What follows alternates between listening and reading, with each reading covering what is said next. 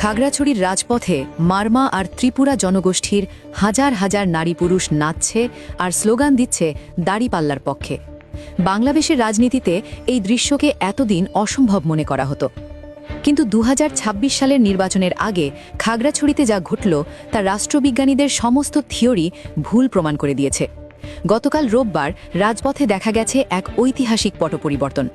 চাকমা, মারমা আর ত্রিপুরারা কেন তাদের দীর্ঘদিনের পছন্দ আওয়ামী লীগ বা আঞ্চলিক দল ছেড়ে জামায়াতের ইনসাফের পতাকা তলে আসছে? এটি কি শুধুই ভোট, নাকি ৫৪ বছরের বঞ্চনার এক চূড়ান্ত জবাব?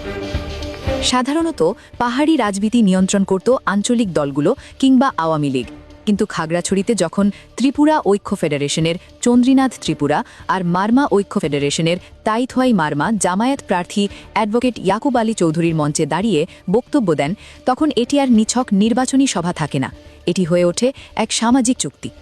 পাহাড়ি নেতারা বলছেন, গত ৫৪ বছরে সব বড় দলই তাদের ঠকিয়েছে। সেকুলার দলগুলো পাহাড়ের সংঘাত জিয়ে রেখে ফায়দা লুঠেছে, যার ফলে পাহাড়ি জনপদ আজ চাঁদাবাজি আর খুনের জনপদে পরিণত হয়েছে।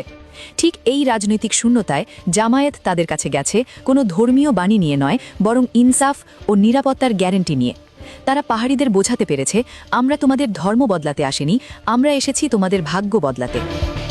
এই মিছিলে সবচেয়ে বড় চমক ছিল জামায়াতের নমনীয়তা। জামায়াত তাদের প্রথাগত কঠিন কাঠামোর বাইরে গিয়ে পাহাড়িদের নিজস্ব সংস্কৃতি আর নাচ গানকে স্বাগত জানিয়েছে।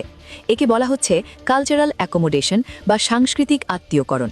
পাহাড়িরা দেখছে, জামায়াত ক্ষমতায় গেলে হয়তো আঞ্চলিক দলগুলোর চাঁদাবাজি বন্ধ হবে এবং অন্যদের মতো তারা পাহাড়ের জমি দখল করবে না। পাহাড়ের মানুষ আজ অস্ত্রের রাজনীতি বাদ দিয়ে মূলধারার রাজনীতিতে ফিরতে চাইছে, আর সেই ফেরার মাধ্যম হিসেবে তারা বেছে নিয়েছে জামায়াতকে। এতদিন তথাকথিত সেকুলার দলগুলো প্রচার করত যে ইসলামী দলগুলো ক্ষমতায় এলে সংখ্যালঘুদের দেশ ছাড়তে হবে, কিন্তু খাগড়াছড়ির এই গণমিছিল সেই ভয়ের গল্পকে চুরমার করে দিয়েছে। যখন পাহাড়ের আদিবাসীরা নিজেরাই দাড়িপাল্লা নিয়ে মিছিল করে, তখন বোঝা যায় তারা আর ধোঁকাবাজিতে বিশ্বাস করছে না। পাহাড়ের এই জেগে ওঠা সারা বাংলাদেশের নির্বাচনের মানচিত্রকে নতুন করে আঁকতে বাধ্য করবে। জামায়াতের এই ইনক্লুসিভ স্ট্র্যাটেজি কি পারবে পাহাড়ে স্থায়ী শান্তি ফিরিয়ে আনতে?